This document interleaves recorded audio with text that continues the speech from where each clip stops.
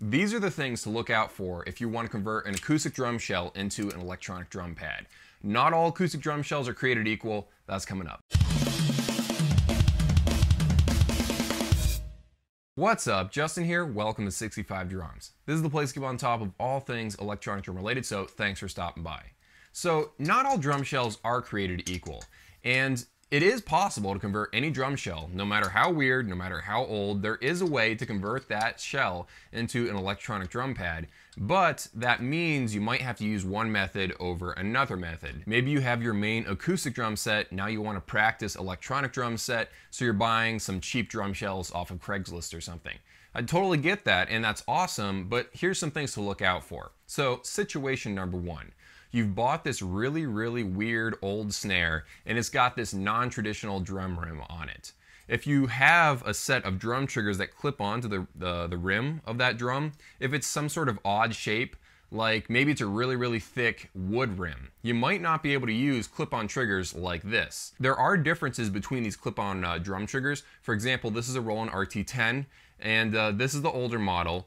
It doesn't fit every single kind of drum hoop out there. Meanwhile, the Roland RT30, this one right here, it's got a wider cut into it. I don't know what to call this opening right here. This allows for more types of rims to be used with this product. So if you've got some sort of weird non-traditional rim, so it doesn't look like this, it's a little bit odd the way it's shaped, maybe go for the Roland RT30 because it fits more kinds of drum hoops. So just keep an eye out on that.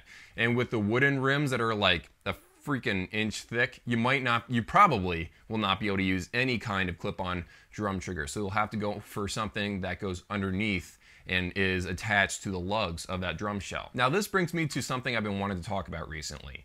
This is my Sonorforce 2001 snare drum shell. I converted this snare drum shell a bunch of different ways. I've used both of these snare drum triggers. I'll leave a link to that video in the description. I've used a Jobeky, I don't remember the model number, but it's a center mounted drum trigger that has a bar that goes across the drum shell like that. So I've tried to convert it a bunch of different ways. And I recently got an R-drums trigger, which is this one right here.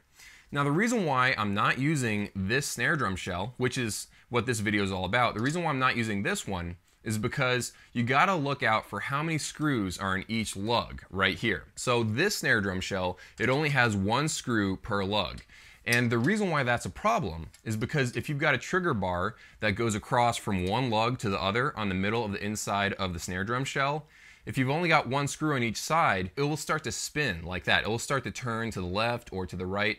When that happens, your drum trigger isn't making full contact with the mesh drum head on top of it. So unfortunately, if you're going to use a drum shell that has one screw per lug, like this one right here, your trigger is going to spin if you're using the bar trigger, which I really do recommend. I love bar triggers just because of the accuracy and all that. Make sure you're buying a drum shell that has 2 screws per lug. That way each arm of this, this bar trigger right here have 2 screws to grab onto, and it will not spin. It's like impossible for this bar trigger to spin.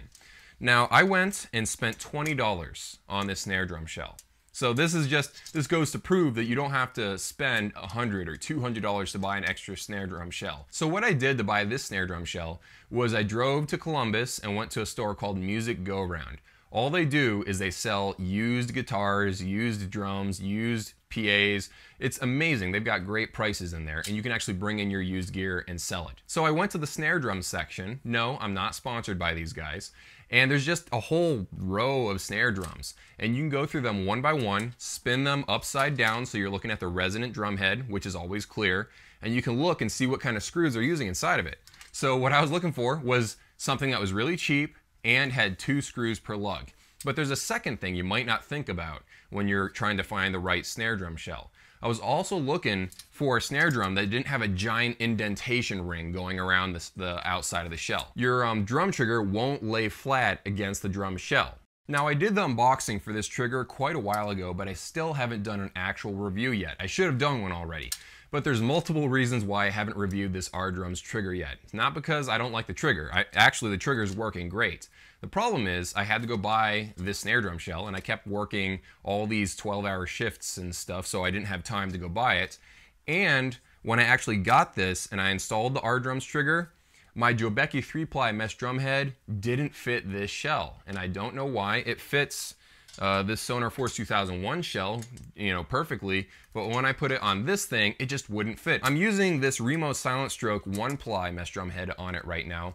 I do not recommend this mesh drum head with electronic drums because it gives false triggering to the sensor. I've used this mesh drum head with multiple triggers. It never works as well with any drum trigger as a 2-ply or a 3-ply. So right now I'm waiting for a new mesh drum head to come in the mail. I originally tried to buy a whole set of DrumTech Real Feel mesh drum heads. I was on their website. I even tried to buy it like 3 or 4 times.